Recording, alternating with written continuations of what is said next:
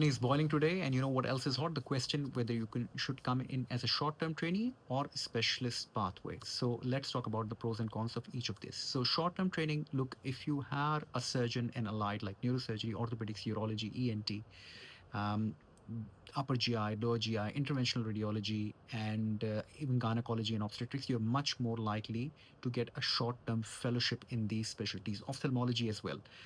But the other thing which I wanted to highlight that there are no exams, AMC exams. So you can apply for jobs as fellow unaccredited trainee, and if they're willing to do you a job for short-term training, you come apply for the assessment from the college, which is small assessment application form.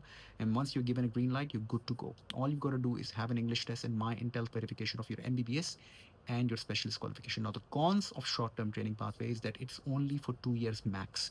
There is no third-year extension. So it's an interim pathway in which you have to really think whether you have to align then to the standard pathway or you want to go through the specialist assessment pathway. So don't get complacent in that.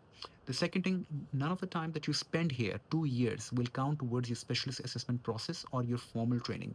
It's not a training pathway. However, I have seen that the people who have worked here as fellow, their specialist assessment process is looked upon more favorably. Short-term training pathway does not lead to any registration improvement. You are on limited registration, you will stay on limited registration, and hence there are no visa transformation to a permanent residency.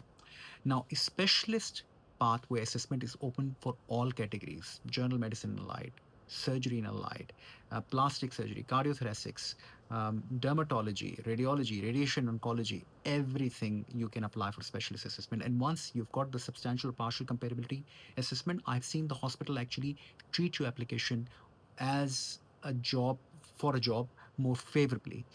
Once you've completed all the requirements of the specialist pathway, you can apply for full specialist registration. And once you get the full specialist registration, you can apply for permanent residency and also can apply for VMO roles or staff specialist roles. So uh, it looks like the specialist pathway is more of a long-term solution. Once you fulfill all the requirement, there is no imposition that you have to go back.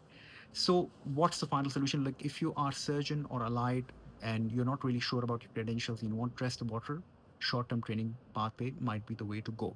But if you're good in terms of your clinical experience, you align pretty much with all that of the requirement which are required for the specialist pathway is certainly important. Hey, why not go hybrid? Apply for short-term pathway whilst you're actually preparing for your application. I've done that with plenty of our candidates and success both ways. Look after yourself, and if you need any assistance, please let me know.